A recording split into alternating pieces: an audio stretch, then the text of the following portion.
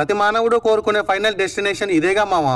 ఆ బోర్డు చూసి పాట పాడదామని అర్జెంట్ గా లుంగి ఎగ్గట్టుకుని వాష్రూమ్ దగ్గరికి వెళ్ళి నాకు పెద్ద షాక్ తగిలి వచ్చిన పాట కూడా ఆగిపోయినంత పనైంది. ఎందుకంటే ఇక్కడ కాపలాగా లేడీ ఉంది. జెంట్స్ వాష్రూమ్ కి లేడీని కాపలా పెట్టడం ఏంది మావా నా లుంగిలోది అనుకుని తర్వాత స్లోగా రియలైజ్ అయ్యాను, నేను ఇప్పుడు ఉన్నది ఇండియాలో కాదు బ్యాంకాక్ లో కదా, ఇక్కడ ఇవన్నీ సర్వసాధారణం అనుకుంటా అని. ఒక్కసారి పాట పాడినందుకు 5 బాతులు అంటే 13 రూపాయలు తీసుకుంది తాయక్క. ఈ బ్యాంకాక్ లో పాట పాడడం కూడా ఇంత కాస్ట్లీ అని నాకు కూడా ఇప్పుడే అర్థమైంది మావా. పాట అయిపోయి బయటకు వచ్చాక ప్రశాంతంగా నీళ్లు తాగుదామని వాటర్ బాటిల్ కోసం పక్కనే ఉన్న స్టోర్ లోకి వెళ్ళా. ఈ తెలుగోడి డ్రెస్సింగ్ ఎలా ఉందో కామెంట్ చేయండి మావా. ఎంత గొప్పదైన మన తెలుగు సంస్కృతి సాంప్రదాయం విదేశాల్లో చాటి చెప్పాలనే ఉద్దేశంతోనే నేను ఈ గెటప్ లో బ్యాంకాక్ వచ్చా.